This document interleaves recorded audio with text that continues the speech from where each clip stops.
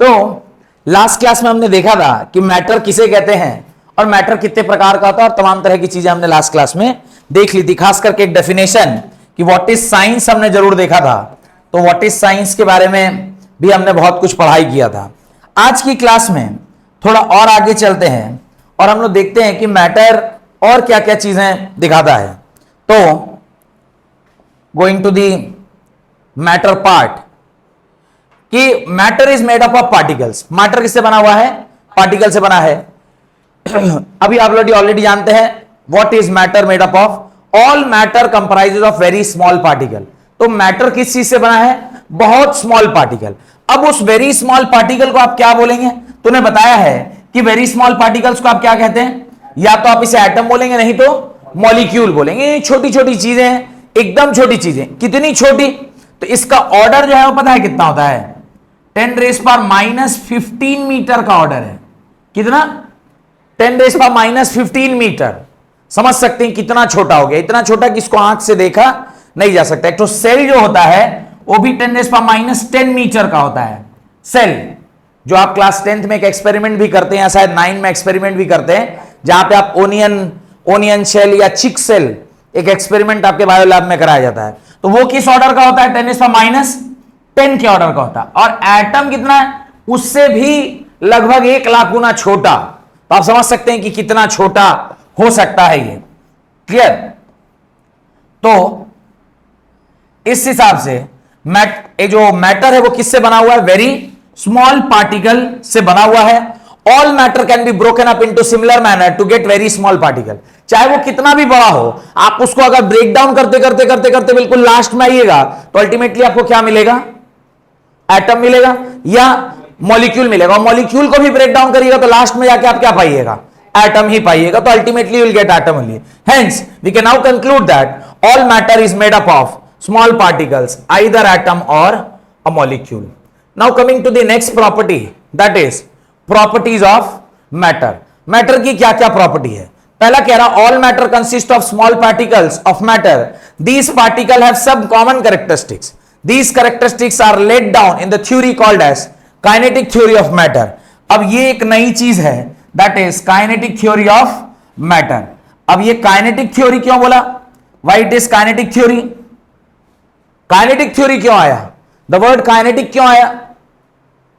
Atom जो है वो कहीं रुका हुआ, कहीं रखा हुआ पार्टिकल है नहीं। एटम्स क्या होता है? ये रैंडमली मूव कर रहा होता है। कैसे मूव कर रहा होता है? रैंडमली मूव करता है। रैंडम मोशन को बोलते क्या है पता है? What is the random motion of atom called as? Which type of movement? Brownian movement. इसको क्या बोलते हैं? Brownian movement. Brownian movement. Atom का जो मूवमेंट होता है उसको क्या बोलते हैं? Brownian movement. ब्राउन नाम के साइंटिस्ट ने पहली बार इस तरह के मूवमेंट को मार्क किया था, उसी से इसका नाम क्या पड़ा? Brownian. Brown IAN, Brownian movement. और जो मूवमेंट होता है बड़ा ही रैंडम होता है, कहीं से कहीं। बट एक चीज है, it always travels in a straight line. It always travels in a straight line. Particle हमेशा कैसे ट्रैवल करता है? स्ट्रेट लाइन में ट्रैवल करता है। What it? बाद में चल के खैर ये थ्योरी गड़बड़ भी हुई कि स्ट्रेट लाइन में क्यों ट्रैवल करेगा, ऐसे भी ट्रैवल कर सकता है। बाद में चल के गड़बड़ हुआ। खैर अभी फिलहाल के लिए तो मैं इसे सही मानता हूं। Stated very simply, the kinetic theory of matter states all matter comprises of small particle. Point number 1, these particle are space between them. Obviously जहां कहीं भी मैटर है, these matters have space between them. अब चाहे मैं solids की बात करूं तो सॉलिड्स में तो इंटरमॉलिक्यूलर स्पेस थोड़े कम होते हैं, लेकिन जैसे ही मैं लिक्विड्स की बात करता हूं तो वहां पे इंटरमॉलिक्यूलर स्पेस थोड़े ज्यादा होते हैं। और जैसे मैं गैसियस की बात करता हूं तो वहां पे इंटरमॉलिक्यूलर स्पेस और ज्यादा होते हैं। तो this is the space between the particles of solid, this is the space between the particles of liquid, and this is the space between the particles of gas. अब इसको इंटर एटॉमिक स्पेस भी बोलते हैं और inter molecular space भी बोलते हैं। इसको क्या बोलते हैं? इंटर एटॉमिक स्पेस भी बोलते हैं, या इसी को इंटर मॉलिक्यूलर स्पेस भी बोलते हैं।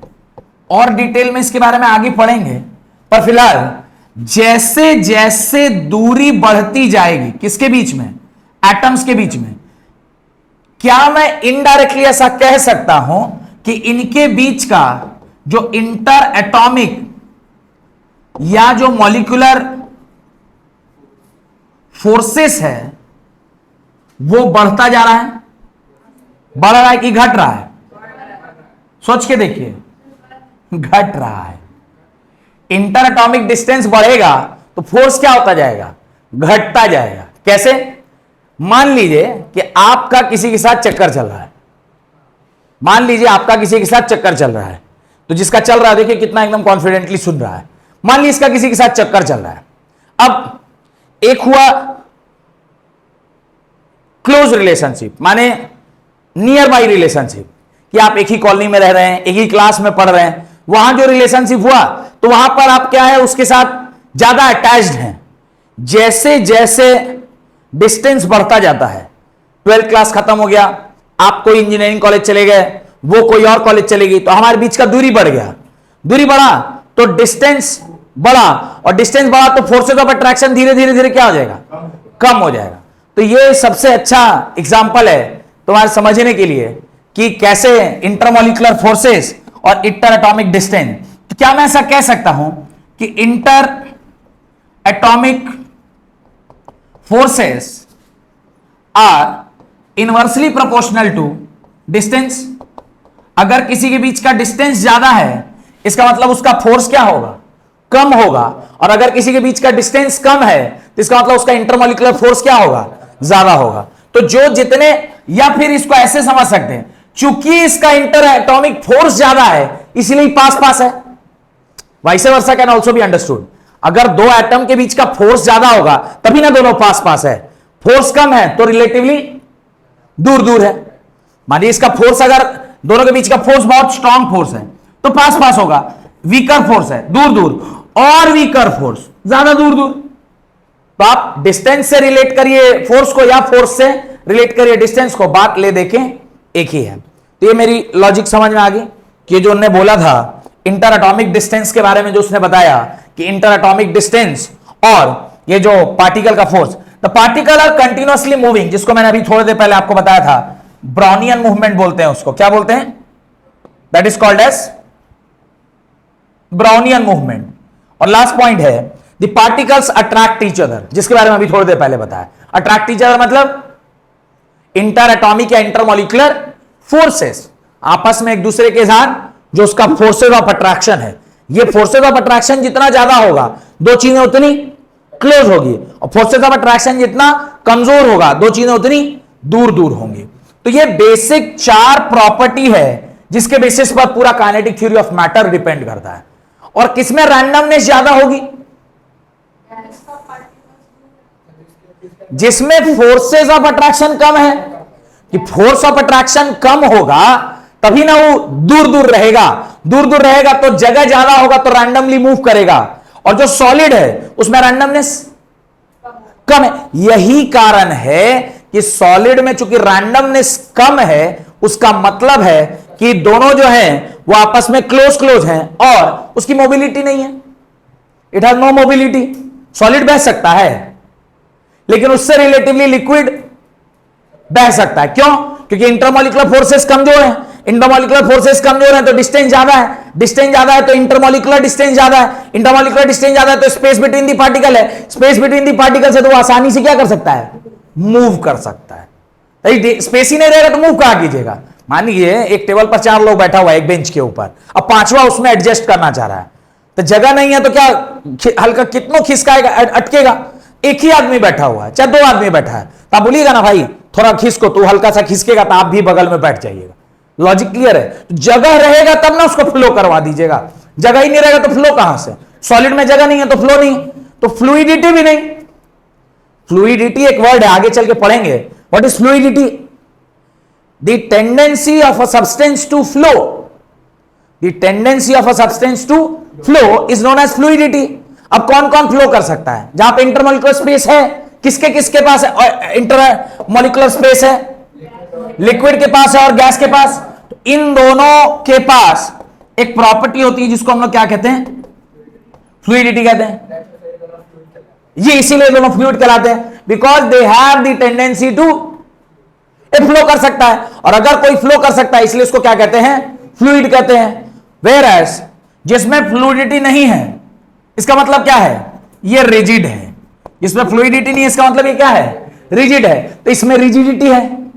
तो सॉलिड्स की बेसिक प्रॉपर्टी क्या है, रिजिडिटी, वो रिजिड है।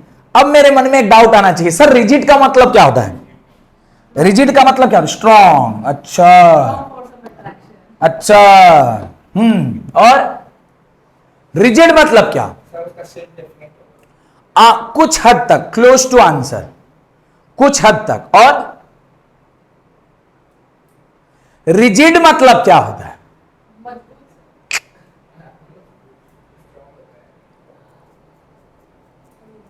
रिजिड मतलब हार्ड, टफ, कुछ क्लोज टू आंसर। देखते हैं रिजिड मतलब क्या है, रिजिड मतलब क्या है। देखिए आप कुछ हद तक सब मिला के आंसर हो ही जाता, लेकिन आप लोग सब अलग अलग बोले इसलिए आंसर नहीं बन रहा है। रिजिड मतलब क्या है, रिजिड का मतलब एज सच क्या होता है मैं बताता हूं। जब कभी भी किसी सॉलिड पर आपने क्या लगाया, फोर्स लगाया, जब कभी भी किसी सॉलिड पर आपने क्या लगाया, फोर्स लगाया, तो फोर्स लगाइएगा तो यहां से पचकेगा कि नहीं पचकेगा, नहीं पचकेगा, सॉलिड में लगाएंगे तो नहीं काहे नहीं पचकेगा, तो गैस अच्छा नहीं भी गैस है, यहां गैस तो नहीं है, पचक रहा है, लिक्विड है ना सर, तो मसल से लिक्विड का, सर हड्डी नहीं पचकेगा, हाँ प्रॉपर सॉलिड है, प्रॉपर सॉलिड है। अच्छा ये दीवार है, इसमें आप लोहा से मारिएगा नहीं पचकेगा, नहीं पचकेगा, का टूट जाएगा, पचकेगा, बिल्कुल पचकेगा। अच्छा ये जो जिस गद्दी पे आप बैठे हैं ये सॉलिड है, आप बैठ रहे हैं तो पचक रहा है कि नहीं पचक रहा, सर एयर है सर, एयर और एयर है। फोर्स से एयर निकलता है। अच्छा ठीक है, ये जो पटरा देखें, पटरा, बेंच, उस पर जब 5-6 लोग बैठ जाएंगे बेंड होगा, तो क्या डिफॉर्म नहीं हुआ, डिफॉर्मेशन इज ओनली पचका मीन डिफॉर्मेशन, क्या पचक नहीं रहा, सॉलिड पचकता है, आप फोर्स कितना लगा रहे हो उसके ऊपर डिपेंड कर रहा है। एनीवेज हम लोग क्या पर थे, रिजिड में थे। सॉलिड पचकता है, नहीं पचकेगा तो हो क्या, जीवन फिर खराब हो जाएगा, नहीं पचकेगा तो कोई सॉलिड दुनिया का टूटवे नहीं करेगा।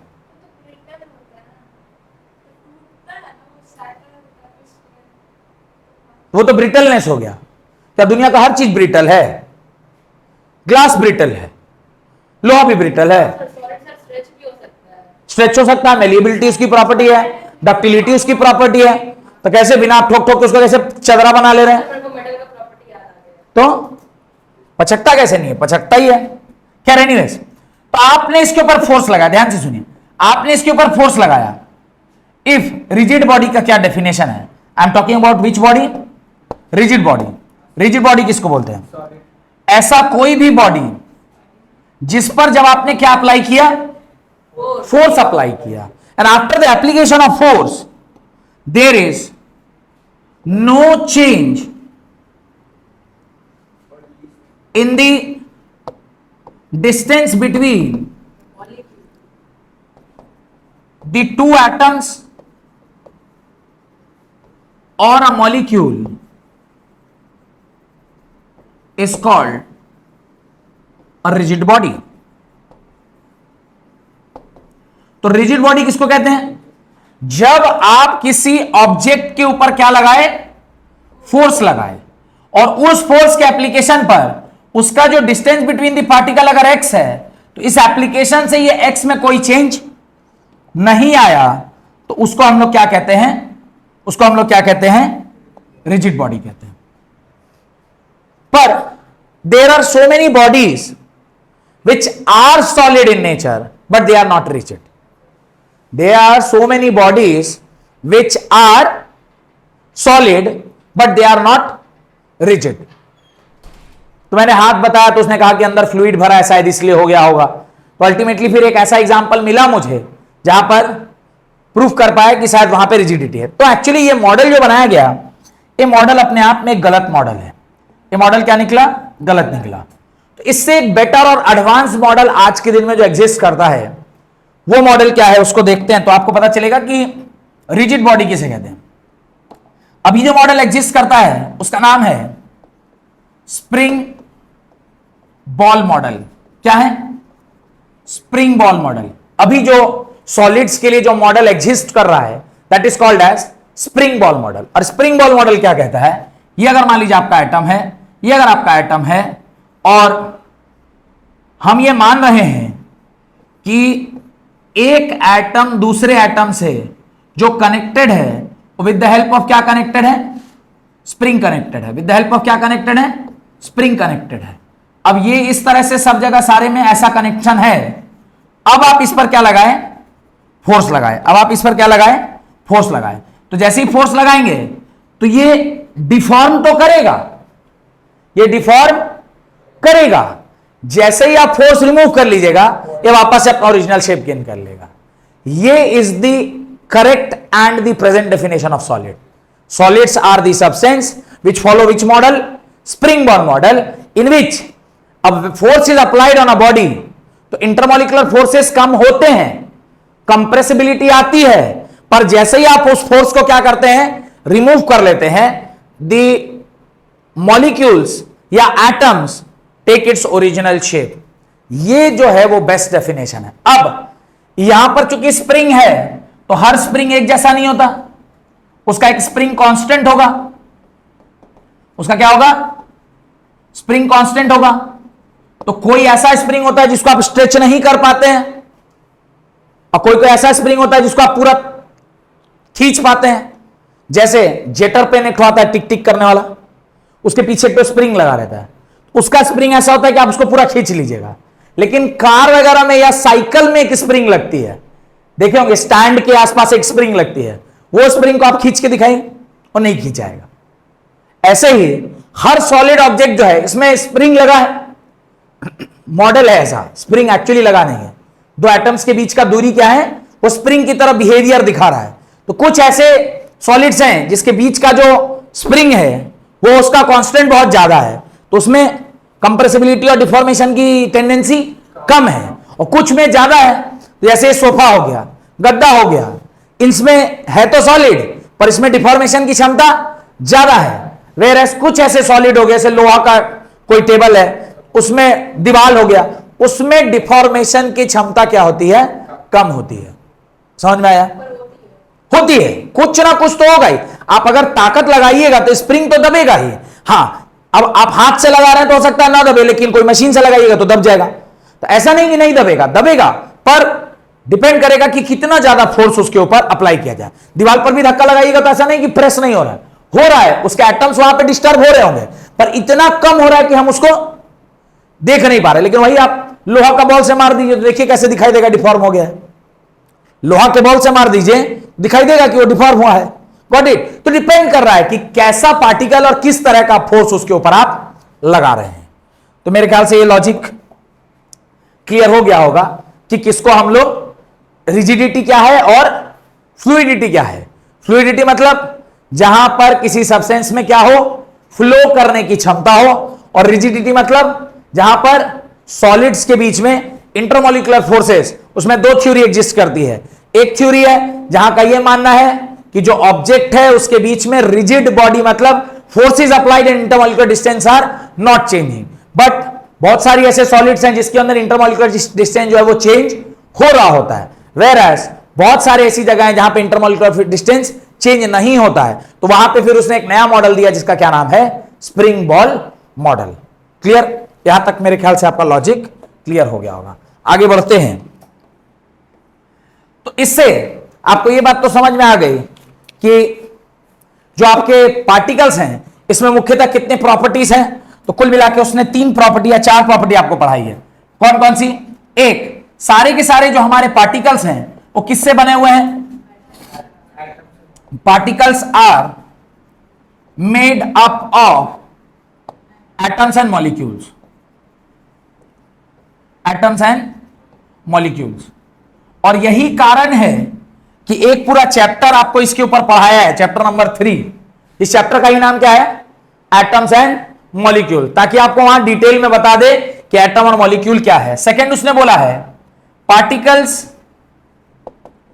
Are in random motion. Particle जो वो किस में है? रैंडम मोशन में है। और मैंने इस मोशन का क्या नाम बताया? Brownian motion. याद रखिएगा, ब्राउन नामक साइंटिस्ट थे, उन्होंने इस मोशन को पहली बार देखा था, तो इसको क्या बोलते हैं? ब्राउनियन मूवमेंट या ब्राउनियन मोशन। थर्ड उसने बोला पर अगर मॉलिक्यूल के बीच इतना कम स्पेस है तो वो मूव कैसे करेगा? जैसे डायमंड में हार्डेस्ट सबसे तो उसके अंदर कैसे मूव करेगा? सॉलिड है, मोबिलिटी कम है, कंप्रेसिबिलिटी कम है। नहीं है ऐसा नहीं बोल सकते, कर रहा है। एटम्स आर एक्चुअली वाइब्रेटिंग, वो वाइब्रेशन में रहते ही रहता है, और वाइब्रेट करेगा तो कुछ ना आगे पीछे तो हो ही रहा होगा। सर अगर वो मूव करते हैं तो ऑब्जेक्ट पे कुछ असर नहीं पड़ता है? पढ़ता है, आप लोग बड़े होंगे, मान लीजिए जब क्लास 11 में जाएंगे कॉन्सेप्ट पढ़ते हैं रेजोनेंस, एक रेजोनेंस बोल के कॉन्सेप्ट आता है, क्लास 11 में पढ़ते हैं। तो आप नहीं भी पढ़े होंगे तो ये सुने होंगे शायद कि जब कभी भी किसी ब्रिज पर से किसी आर्मी का बटालियन क्रॉस करता है तो बोलता है तुम कदम ताल करते हुए मत जाओ।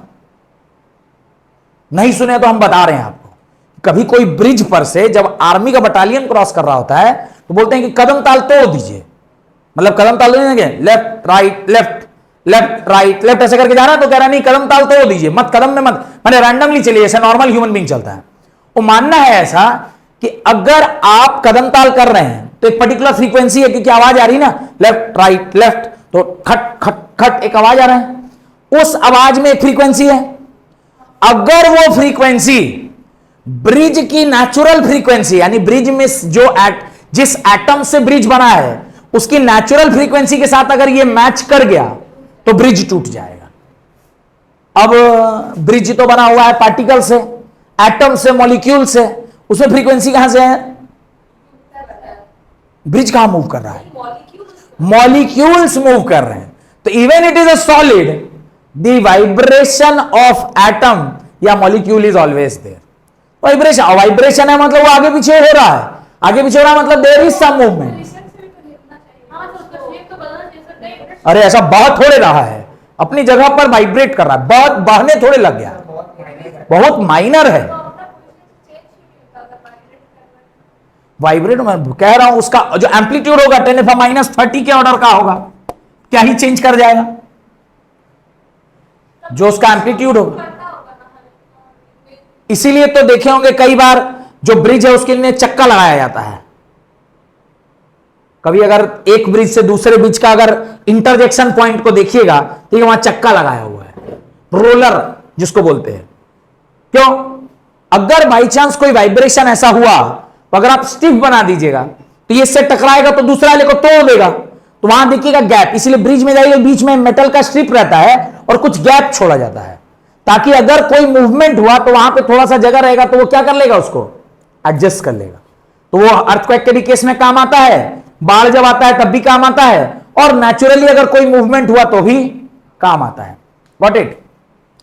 पॉइंट नंबर 3, पॉइंट नंबर 3 क्या है?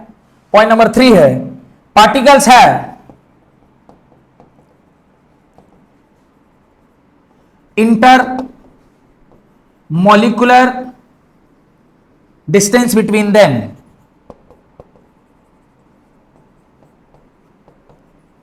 जिसकी वजह से इसमें दो प्रॉपर्टी आती है, जिसकी वजह से इसमें दो प्रॉपर्टी आती है। कौन कौन सी? एक है रिजिडिटी की, जिसको हम लोग सॉलिड्स में जनरली चेक करते हैं, और दूसरा है फ्लूइडिटी की, जिसको हम लोग लिक्विड्स या गैसेस में चेक करते हैं। Next is the last point, जहां कहीं भी इंटरमॉलिक्यूलर डिस्टेंस है वहां पर पार्टिकल्स के बीच में इंटरमॉलिक्यूलर फोर्सेस जरूर से क्या करेंगे, एग्जिस्ट करेंगे। पार्टिकल्स है इंटर एटॉमिक या मॉलिक्यूलर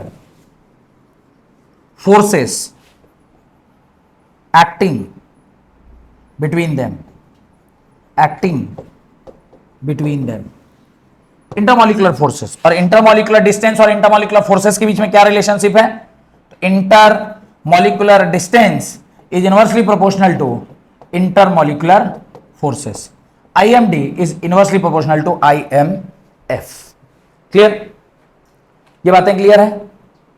डन? इसीलिए सर गैसेस के बीच में ज्यादा इंटरमॉलिक्यूलर स्पेस होता है तो डिस्टेंस अगर फोर्स ऑफ अट्रैक्शन कम होता है इसीलिए उसको कंप्रेस किया जाता है। आराम से कंप्रेस कर सकते हैं भाई, जहां जगह ज्यादा होगा वही ना कंप्रेसिबिलिटी है। दो एटम्स के बीच में जगह ज्यादा है तो आप उसको पचका लीजिएगा, प्रेशर बढ़ाइएगा तो पचकेगा। अच्छा इसका उल्टा अगर आप उसका टेम्परेचर बढ़ा दीजिए तो उसमें रैंडमनेस आ जाएगा। अगर आप कोई बहुत क्लोज है तो उसमें अगर आप टेम्परेचर दीजिएगा तो उसमें वाइब्रेशंस बढ़ जाएगा। वाइब्रेशन बढ़ेगा तो एक टाइम पे इतना वाइब्रेशन हो जाएगा कि वो धीरे धीरे सॉलिड से लिक्विड में कन्वर्ट हो जाएगा। फर्दर और टेम्परेचर बढ़ाइएगा, वाइब्रेशंस इतना ज्यादा हो गया कि रैंडमनेस और बढ़ गया और वो लिक्विड से किसमें कन्वर्ट हो जाता है? गैस में कन्वर्ट हो जाता है। तो टेम्परेचर और इंटरमॉलिक्यूलर फोर्सेस, ये दो ही खेला तो जीवन में मैटर को संभाल के रखा हुआ है। जो टेम्परेचर है वो उसकी टेंडेंसी है कि इंटरमॉलिक्यूलर डिस्टेंस को बढ़ाना, और जो फोर्सेस है उसका काम है इंटरमॉलिक्यूलर डिस्टेंस को घटाना। जो जीतेगा वो डिसाइड करेगा कि सॉलिड होगा कि लिक्विड होगा कि गैस होगा। अगर काइनेटिक उसका टेम्परेचर इतना ज्यादा है कि वो रैंडमनेस उसमें ज्यादा आ गया और फोर्सेस ऑफ अट्रैक्शन कम हो गए तो वो गैस बन जाएगा। अगर फोर्सेस ऑफ अट्रैक्शन और डिस्टेंस के बीच में एक समझौता हुआ है तो वो लिक्विड है, और फोर्सेस ऑफ अट्रैक्शन ज्यादा है और काइनेटिक यानी रैंडमनेस कम है तो वो क्या बन जाएगा? सॉलिड बन जाएगा। क्लियर? हाँ, गैस से भी ज्यादा किसी हमको ऐसा मैटर का फॉर्म है उसमें और ज्यादा डिस्टेंस होता है, मतलब और ज्यादा वो प्लाज्मा स्टेट उसके बाद में बढ़ा दीजिएगा। नहीं, क्लास 11th में plasma state extreme 1400 degree Celsius पे तो वो स्टेट एग्जिस्ट करता है, उससे पहले तो उसका एग्जिस्टेंस ही नहीं है। 1400 डिग्री सेल्सियस और भी यहां नहीं, धरती से काफी ऊपर, सूर्य के काफी करीब, वहां पर उसका एग्जिस्टेंस है। बल्ब में क्या ही टेम्परेचर है, 14 से तो उसका एग्जिस्टेंस चालू होता है। 1400 पर लोहा पिघलता है, वो एकदम ठंडे कंडीशन में, इतना ठंडा कि क्लोज टू -267.5 डिग्री सेल्सियस पे उसका एग्जिस्टेंस होता है। -267.5 डिग्री सेल्सियस पे वो एग्जिस्ट करना स्टार्ट करता है। तो ये सब एक्सट्रीम कंडीशन। अगर वो इतना गर्म है नीचे वाला तो वो वेपर क्यों नहीं बन जाता है? क्या चीज? तो वेपर स्टेट में ही होगा, वेपर में ही रहेगा। उतने टेम्परेचर में कहां से वो सॉलिड स्टेट में रहेगा? डन। तो यहां से आपको ये समझ में आ गया कि मैटर क्या है और मैटर से रिलेटेड कुछ बातें हमें समझ में आ गई।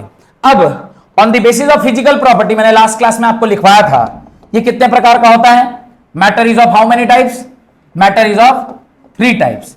एक होता है सॉलिड, एक होता है लिक्विड, और एक होता है गैस। पढ़ाए थे ना लास्ट क्लास में। अब हम लोग एक एक करके इसकी प्रॉपर्टीज के बारे में पढ़ते हैं। तो पहला आप लिखिए सॉलिड। लिख भी रहे हैं? नहीं, लिखिए सॉलिड। जो हम बोर्ड पर लिखते जा रहे हैं उसमें से कुछ मत छोड़िएगा, यहां जो हम लिख रहे हैं उसको जरूर लिखिएगा। बाकी नोट्स हम भेज देंगे आपको, वो सब हो जाएगा, पर जो बोर्ड पर लिखे हैं उसको जरूर लिखिएगा कि बोर्ड पर वही लिख रहे हैं जो आपके किताब में दिया हुआ नहीं है। बहुत सारी ऐसी चीजें जो बुक में नहीं दिया हुआ वो सब बोर्ड पर लिखते हैं। तो स्टेट्स ऑफ मैटर में पहला है सॉलिड्स। सॉलिड के कुछ कैरेक्टरिस्टिक्स हैं। क्या क्या सॉलिड का कैरेक्टरिस्टिक्स है? Solid has fixed shape. सबसे पहले सॉलिड की परिभाषा क्या है? तो सबसे पहले सॉलिड की परिभाषा है solid is a substance which has the property of rigidity. What is rigidity? मैंने ऑलरेडी आपको बता दिया। तो सॉलिड वही है जिसमें रिजिडिटी है। If there is no rigidity then it is not a solid, if it is rigid then it is solid. Rigid के 2 परिभाषाएं, एक ऊपर वाला जो गलत हो गया, एक बाद वाला जो सही है। स्प्रिंग बॉल मॉडल के हिसाब से जो रिजिड है वही क्या है? सॉलिड है। स्प्रिंग बॉल मॉडल क्या कहता है? अगर आप फोर्स अप्लाई कीजिएगा तो इंटरमॉलिक्यूलर डिस्टेंस कम होगा, जैसे ही फोर्स हटाइएगा वापस से अपना शेप को क्या कर लेगा? ओरिजिनल शेप को रीगेन कर लेगा। लिखिए सॉलिड्स हैव फिक्स्ड शेप। पहला पॉइंट सॉलिड्स के बारे में लिखिए। डेफिनेशन समझ में आ गया ना सॉलिड का? तो उसका कैरेक्टरिस्टिक्स लिखिए। Characteristics of solid. Solids have fixed shape होना भी चाहिए। क्यों होना चाहिए? क्योंकि रिजिड है और इंटरमॉलिक्यूलर स्पेस नहीं के बराबर है, तो उसमें चूंकि गैप नहीं है तो उसमें रिजिडिटी है। रिजिडिटी है तो कोई चीज रिजिड होगा तो फिक्स होगा, उसका शेप क्या होगा? फिक्स होगा। इसलिए जनरली सॉलिड का शेप क्या होता है? फिक्स होता है। बहुत ज्यादा उसमें रैंडमनेस नहीं है, उसमें बहुत ज्यादा चेंजेस आप नहीं देखने को मिले।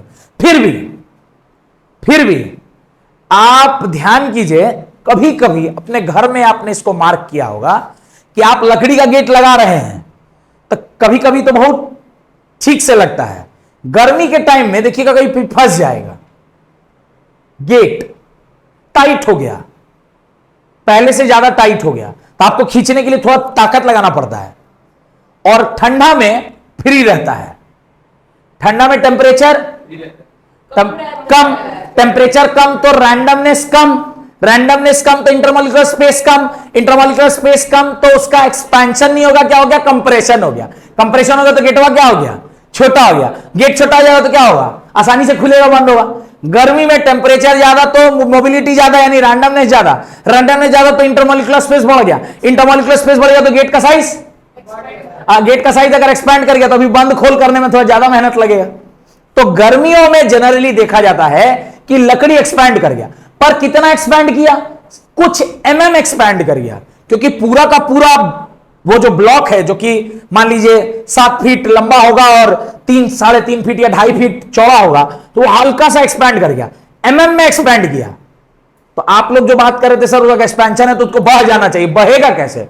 इतना कम बढ़ता है। लेकिन लकड़ी वगैरह, वो भी कौन सी लकड़ी? नई लकड़ी ज्यादा बढ़ती है। जो सीजनड लकड़ी है, 30 साल 40 साल पुराना, वो लकड़ी में नहीं होगा, क्योंकि वो तो जितना उसको बढ़ना था घटना था सब उसमें अब बुढ़ा गया। अब उसमें एक्सपेंशन और कंट्रैक्शन का क्षमता खत्म हो गया। नया जो लकड़ी होता है उसमें एक्सपेंशन और कंट्रैक्शन का क्षमता ज्यादा होता है। इसलिए लोग बोलता है कि जो दरवाजा और गेट खिड़की बनवाते हैं तो कौन लकड़ी से बनवाना चाहिए? पुराना लकड़ी से बनाना चाहिए, जो सीजनड हो।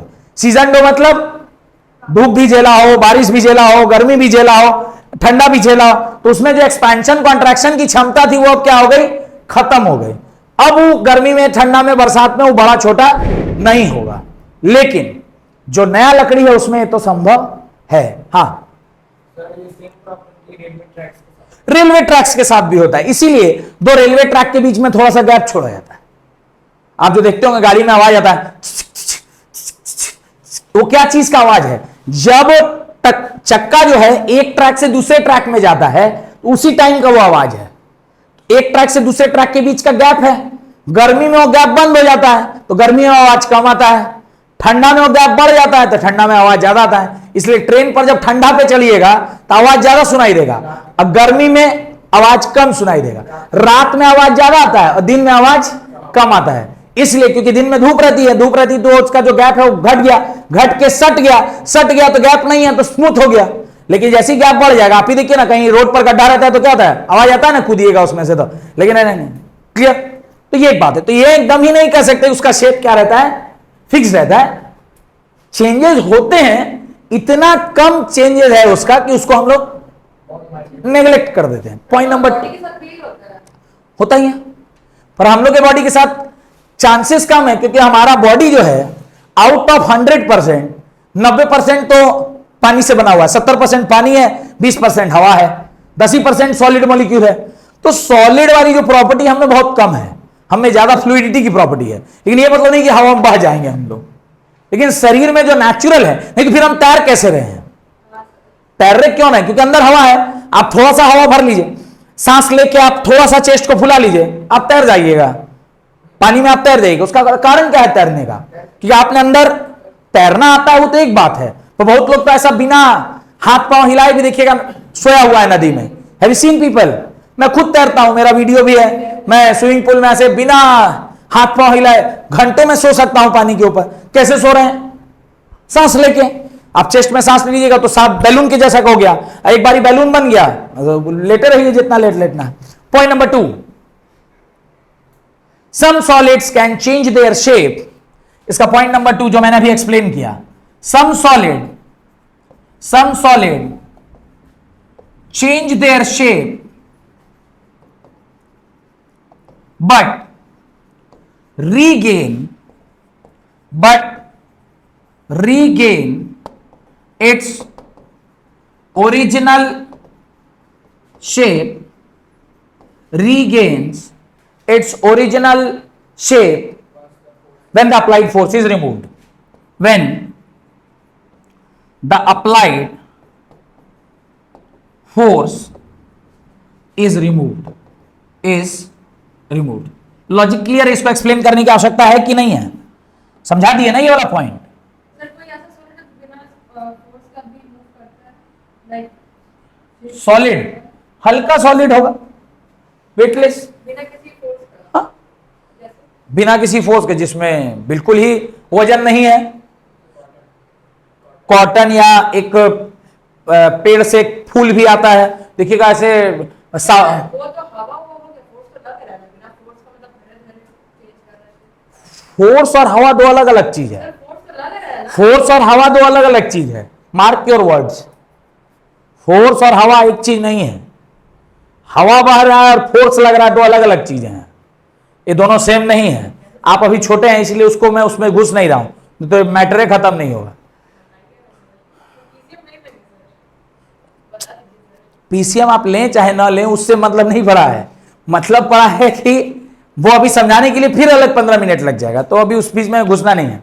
Anyways, next point, solid keep their volume fixed. तो चूंकि शेप फिक्स्ड है, इसका वॉल्यूम भी क्या होगा? फिक्स होगा। तो सॉलिड्स है फिक्स्ड वॉल्यूम, तो इसका वॉल्यूम भी क्या होता है? फिक्स्ड होता है। Number 4, solids can hardly be compressed on applying pressure. Solids can hardly be compressed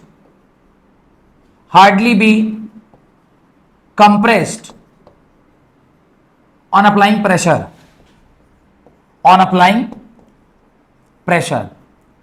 तो प्रेशर के एप्लीकेशन से इसमें कंप्रेसिबिलिटी नहीं है, और चूंकि कंप्रेसिबिलिटी नहीं है तो compressibility is directly proportional to mobility. तो मोबिलिटी भी क्या होगा? नहीं होगा।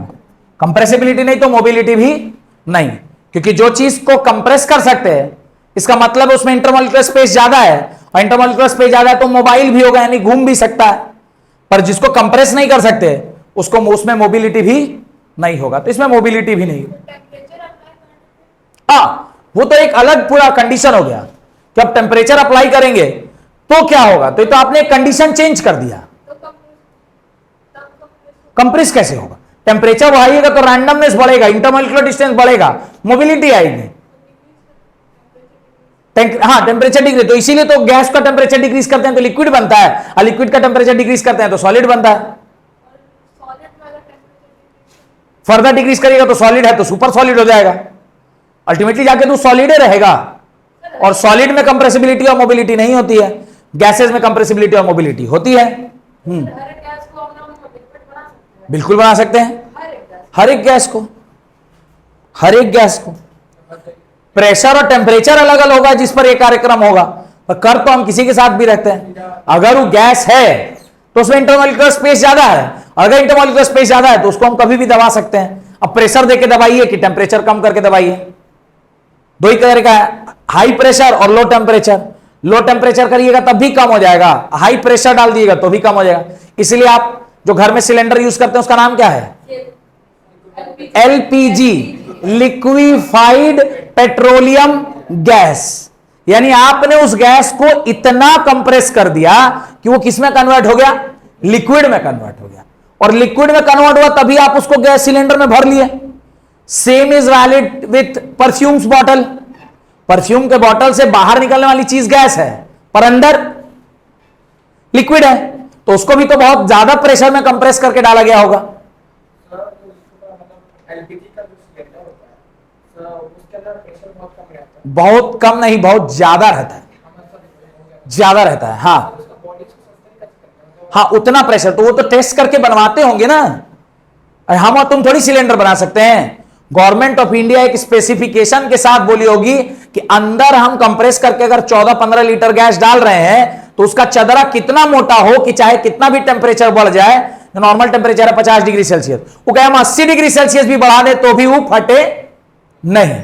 वो तो टेस्ट करके होता होगा ना, तो इंजीनियर है, कंपनीज हैं जो टेस्टिंग करती होंगी।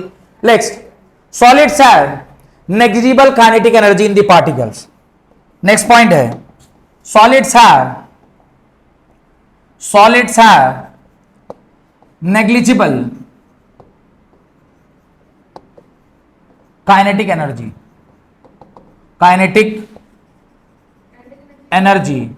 इन द पार्टिकल्स। क्या बोले? काइनेटिक एनर्जी का मतलब रैंडमनेस। सॉलिड में क्या का रैंडमनेस? जो कॉम्पैक्ट शेप का उसमें रैंडमनेस कहां से आएगा?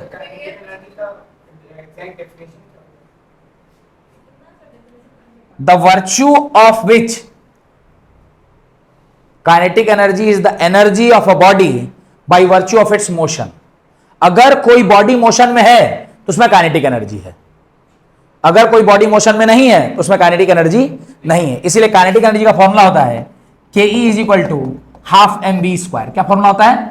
Kinetic energy is equal to half M we square. Body, particle, mass, उसमें स्पीड का स्क्वायर, जो करिएगा तो क्या आएगा? वी स्पीड है, वेलोसिटी। तो kinetic energy is equal to half M we square. ठीक है। Last point, solids do not have property of diffusion. Solids do not have property of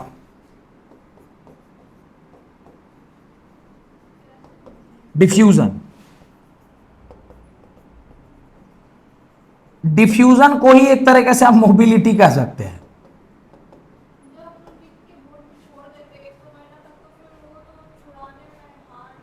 क्या क्या क्या?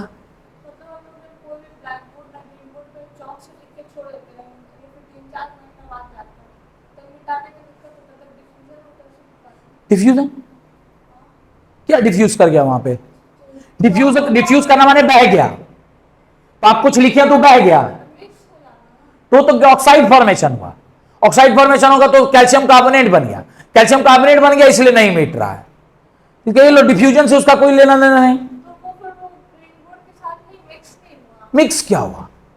ऑक्साइड फॉर्मेशन हुआ, केमिकल रिएक्शन हो गई, वो केमिस्ट्री है। हम लोग फिजिक्स पढ़ रहे हैं, फिजिक्स है केमिस्ट्री है? अच्छा, छोटे क्लास में सब एक ही है। एनीवेज, ये क्या, ये तो फिजिक्स का पार्ट है। मोबिलिटी, डिफ्यूजन, ये सब फिजिक्स है। मैं केमिस्ट्री क्या है? क्या लिखा है? फिर से क्या बोला? क्या चीज? हाँ, तो मैंने भी तो वही कहा, does not have property of diffusion. Solids does not have property of diffusion, माने वो बह नहीं सकता है। सॉलिड बहेगा तो ठीक है, तो लिखे हैं सॉलिड बहता है। हम इसमें और एक अच्छा चीज आपको सिखाने वाले थे, आप हमको कहां कहां घुमा दिए, आप हमको किधर ले गए। मैं आपसे भी पूछने वाला था, what is difference between diffusion and effusion? Effusion, हाँ वही यही तो हम नहीं, डिफ्यूजन भी आपको नहीं पता है, क्योंकि डिफ्यूजन पता तो फिर इफ्यूजन भी पता होता। तो हम आप सोच रहे थे नया चीज पढ़ाएंगे, कहीं और दूसरा दुनिया में मेरे को ले जाएंगे। तो डिफ्यूजन क्या है? अच्छा ठीक है, डिफ्यूजन ही बता दीजिए। अब हमने कह दिया बहना, मतलब बहने के शब्दों में नहीं। डिफ्यूजन क्या है? अच्छा, इंटरमिक्सिंग ऑफ, यानी कि पानी में अगर हम चीनी मिला दिए तो वो डिफ्यूजन हो गया। वो डिसोल्यूशन है, वो डिसोल्यूशन है। हाँ, गैसेस में होता है, उसको क्या कहते हैं? डिफ्यूजन कहते हैं।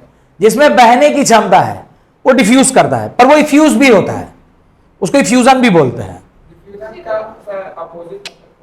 दोनों सेम ही है, बहुत छोटा सा डिफरेंस है। हाँ, इफ्यूजन, फ्यूजन मिक्सिंग। फ्यूजन का मतलब मिक्सिंग है, तो दोनों में लिखा हुआ है। इफ्यूजन अलग तरीके से मिक्सिंग, डिफ्यूजन अलग तरीके से mixing. Fusion means mixing, fuse करना मतलब मिक्स करना। हाँ, क्या पढ़े बताइए? सेल में जो होता है कि वो डिफ्यूज हो जाता है जब सेल के बाहर। हाँ, डिफ्यूजन है, डिफ्यूजन है। कोई भी चीज जब मिक्स कर रही है तो डिफ्यूजन कहते हैं। फ्यूजन कह रहे हैं। अब उसमें है डिफ्यूजन और इफ्यूजन। इफ्यूजन का एग्जांपल देंगे तो डिफ्यूजन आप अपने समझ जाइएगा, दोनों का एग्जांपल देंगे तो आप खुद ही समझ जाइएगा क्या है। ध्यान से देखिए, अगरबत्ती है, अगरबत्ती स्टैंड है, अगरबत्ती स्टैंड में ऐसा रखा हुआ है और इस अगरबत्ती से क्या निकल रहा है? धुआं निकल रहा है। इस अगरबत्ती से क्या निकल रहा है? धुआं निकल रहा है। ये जो धुआं निकला है अगरबत्ती से, विच इज सोर्स से released to the entire cosmos, या जिसको आप स्पेस बोलते हैं, उसमें चला गया, तो this is diffusion. Whereas same process से एटमॉस्फेयर से सॉलिड ना ये परफ्यूम का बॉटल है और इस परफ्यूम के बॉटल से जो आपने इसको प्रेस किया, यहां से गैसेस बाहर आए और डिफ्यूज हुआ। पर अगर हमारा सोर्स एक पॉइंट सोर्स है तो effusion, if it is an extended source then it is a diffusion. Sir diffusion में जो मतलब ये पार्टिकल्स रिलीज होते हैं वो रैंडमली जाएगा, इसके पास एक पर्टिकुलर डायरेक्शन है और ये एक पॉइंट सोर्स से रिलीज होगा और ये एक एक्सटेंडेड सोर्स से रिलीज होगा। तो diffusion means it is release from N extended source, effusion means it is release from a point source. लेकिन सर एलपीजी का सर अगर सर दे एक एक करके पूछिए, दोनों पूछेंगे। हाँ बोलिए। सिलेंडर गैस जो होता है इफ्यूजन, सर किसी को अगर आपको कोई सा जहरीला पदार्थ वही कराते सर वो क्या होगा? डिफ्यूजन हुआ। तो तुम सोर्स दे दिए ना, सीधे नाक में से डाल दिए, डिफ्यूज करिए, लेकिन है ना पॉइंट सोर्स से डालें, इफ्यूजन। क्लियर? इफ्यूजन और डिफ्यूजन में बहुत बहुत पतला लाइन है दोनों के बीच में, पर बहुत लोगों को पता नहीं रहता है तो वो इंटरचेंजेबली फ्यूजन और डिफ्यूजन को यूज कर लेते हैं, जबकि ऐसा है नहीं। नेक्स्ट, अब हम लोग चल रहे हैं किसकी ओर? सर एक मिनट बनाने तो दीजिए। यहां लिख लीजिएगा, it is from a extended source, it is from an extended source, it is from an open source or extended source, it is from an open source and or extended source, whereas it is from an point source। अगरबत्ती का भी तो point source है, it not a point source, चारों तरफ फैल रहा है और सोर्स जो है वो पॉइंट नहीं है। पॉइंट मतलब परफ्यूम का ढक्कन, एलपीजी गैस का पॉइंट, एक ऐसा पॉइंट जहां पे अगर आप हल्का भी टच कीजिएगा तो enormous amount of gas will be release in a very short span of time. Where यहां पे क्या हो रहा है? No, the limit the rate at which the diffusion is taking place a fix है। यहां पे आप अपने प्रेशर का कम दबाए तो कम, ज्यादा दबाए तो ज्यादा, you can manage this but you can not manage this.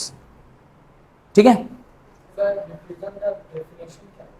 Diffusion is mixing of gases but from N extended source. Sir diffusion बस गैसेस में गैसेस में ही होता है, लिक्विड्स में भी होता है। आप उजाला पानी में मिलाते हैं तो वो भी डिफ्यूजन है। उजाला को पानी में मिलाए तो वो भी डिफ्यूजन ही है। मिलाते हैं ना, एक बाल्टी लिया, उसमें आया नया उजाला 4 बूंदों वाला, 4 बूंद डाले तो मिलेगा तो वो भी डिफ्यूजन है। नहीं, पानी में चीनी मिलाना इज डिफरेंट थिंग।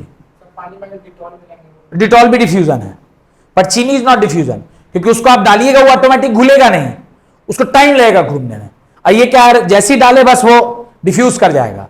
कोई भी वाटर कलर, पानी में वाटर कलर को लीजिए और हल्का सा डाल दीजिए, देखिए वो डिफ्यूज कर जाता है। तो what is diffusion? Got it? Now moving to the next state, that is Bihar.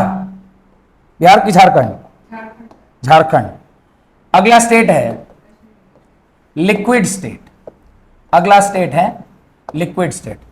तो लिक्विड्स आर द सब्सटेंस, लिखिए, liquids are the substance which has the tendency of, liquids are the substance which has the property of tendency, which has the property of fluidity, they are the property of fluidity। ये fluidity की property दिखाता है। इसका point number 1, liquids do not have fixed shape. इसके पास कोई fixed shape नहीं है, rather it takes the shape of the container, it takes the shape of container, एक कंटेनर का शेप ले लेता है, जो भी कंटेनर का शेप होगा वही उसका शेप होगा। बिल्कुल होगा, अगर इंटरमॉलिक्यूलर स्पेस है तो कंप्रेसिबिलिटी होना ही है। पानी को दाब दाब के क्या नहीं कर सकते हैं, क्या नहीं कर सकते हैं। कैसे भी सॉलिडिफाई कैसे हो रहा है पानी, कंप्रेस होता ही होता है। प्रेशर से नॉर्मली कैसे होगा, बिना प्रेशर लगाए कैसे कंप्रेस कीजिएगा। प्रेशर से भी कंप्रेस हो सकता है, सॉलिडिफाई कर सकते हैं आप, बर्फ बना सकते हैं, प्रेशर कर दीजिए, प्रेशर बढ़ा दीजिए, बन जाएगा। दो ही तरीका है, एक प्रेशर और दूसरा टेम्परेचर। टेम्परेचर बढ़ाइएगा तो रैंडमनेस बढ़ेगा, प्रेशर घटाइएगा, प्रेशर बढ़ाइएगा तो रैंडमनेस घटेगा। प्रेशर बढ़ाइएगा तो रैंडमनेस घटता है और टेम्परेचर बढ़ाइएगा तो रैंडमनेस बढ़ता है। Pressure is inversely proportional to compressibility and temperature is directly proportional. Temperature is directly proportional to compressibility, नहीं, temperature is directly proportional to mobility. Temperature बढ़ाइएगा तो तुम अब गलती बोल दोगे तो मैं मेरे को भी गलत प्रूव कर दूं, तुम गलत कन्फर्म किया तो हमको भी गलत, अभी रिकॉर्डिंग वापस करके जाके देखो। मैं कह रहा टेम्परेचर बढ़ाएंगे तो उसकी मोबिलिटी बढ़ती है और प्रेशर बढ़ाएंगे तो कंप्रेसिबिलिटी बढ़ती है। प्रेशर बढ़ाइएगा तो कंप्रेस होगा ना, अरे किसी को साला दबाइएगा तो कंप्रेस नहीं होगा, पानी से वो बर्फ बन जाएगा। और टेम्परेचर बढ़ाइएगा तो बर्फ पानी में बदलेगा, तभी तो हम ही को गलती प्रूफ कर रहा है। अब कुछ बाल पकेगा कुछ दिन में अब मेरा। Liquid do not have fixed shape, rather it take the shape of the container. Point number 2, liquids have fluidity. Liquids के पास क्या टेंडेंसी है, लिक्विड्स के पास क्या टेंडेंसी है, लिक्विड्स है क्या बताया था, फ्लूइडिटी। फ्लूइडिटी क्या होता है ऑलरेडी समझा दिए, बट नो रिजिडिटी। इसमें रिजिडिटी नहीं देखने को मिलेगा। क्यों रिजिडिटी देखने को नहीं मिलेगा, क्योंकि इंटरमॉलिक्यूलर स्पेस एग्जिस्ट करता है। अरे बर्फ करने के बाद वो सॉलिड बन गया, अब लिक्विड कहां रहा, तो लिक्विड कहां रह गया वो। अरे तुम उसके फेज को चेंज कर दिए, स्टेट चेंज कर दिए, उसके बाद उसकी ओरिजिनल प्रॉपर्टी चेक कर रहे हो। अरे जो लिक्विड में एग्जिस्ट करेगा उस पे ना चेक करेंगे, आप उसको लिक्विड से सॉलिडिफाई कर दिए फिर चेक कर रहे हैं।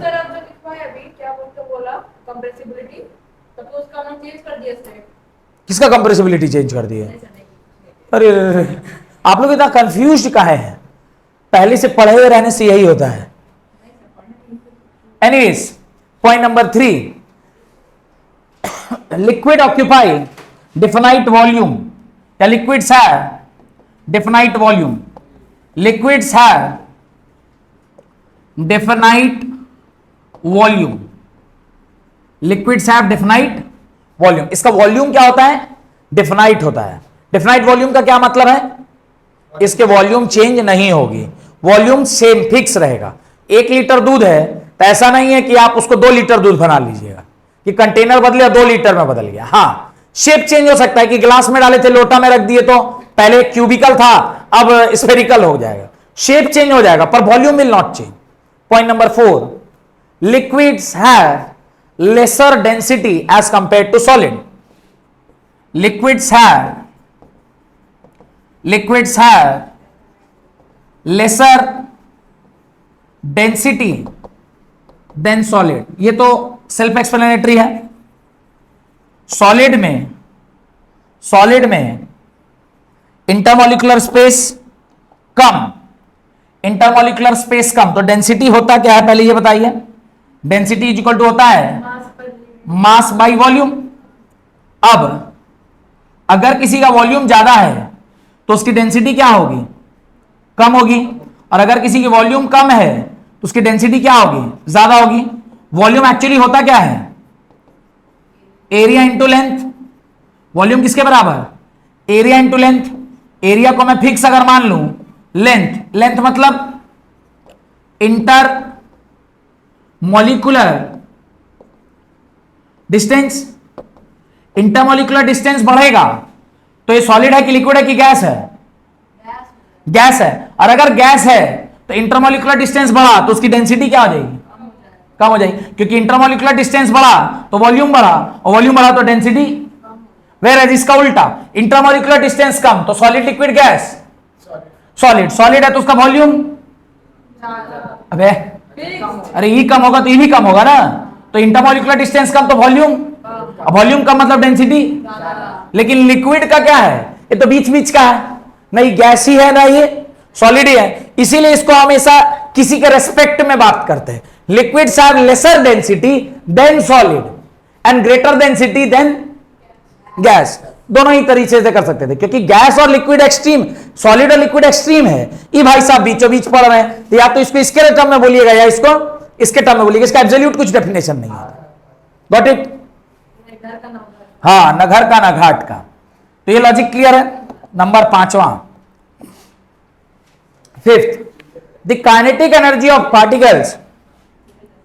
Next, the kinetic energy of liquid particles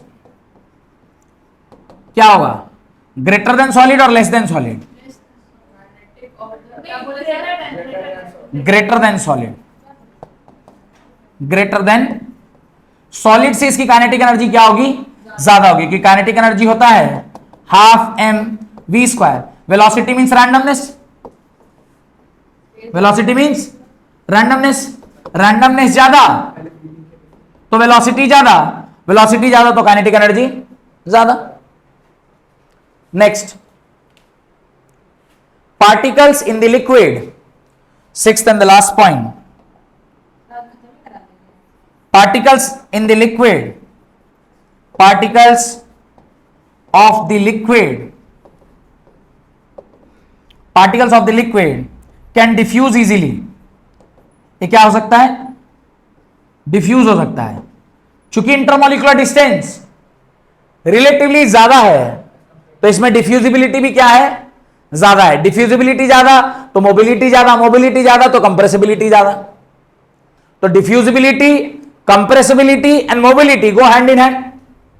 किसी का डिफ्यूजिबिलिटी ज्यादा है मतलब इंटरमॉलिक्यूलर स्पेस ज्यादा, तो आप ऐसे रिलेट करिए, इंटरमॉलिक्यूलर स्पेस ज्यादा तो डिफ्यूजिबिलिटी ज्यादा, डिफ्यूजिबिलिटी ज्यादा तो मोबिलिटी ज्यादा, मोबिलिटी ज्यादा तो कंप्रेसिबिलिटी ज्यादा। ये सब हैंड इन हैंड है। सिर्फ इनवर्सली किसके प्रोपोर्शनल है, इंटरमॉलिक्यूलर फोर्सेस के। इंटरमॉलिक्यूलर डिस्टेंस ज्यादा तो इंटरमॉलिक्यूलर फोर्सेस कम, इंटरमॉलिक्यूलर डिस्टेंस कम तो इंटरमॉलिक्यूलर फोर्सेस ज्यादा। ये आपस में इनवर्सली प्रोपोर्शनल है, बाकी सब डायरेक्टली प्रोपोर्शनल है। Got it?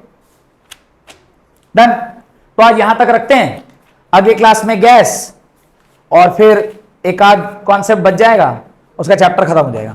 ठीक है, तो बहुत बहुत धन्यवाद आज की क्लास अटेंड करने के लिए।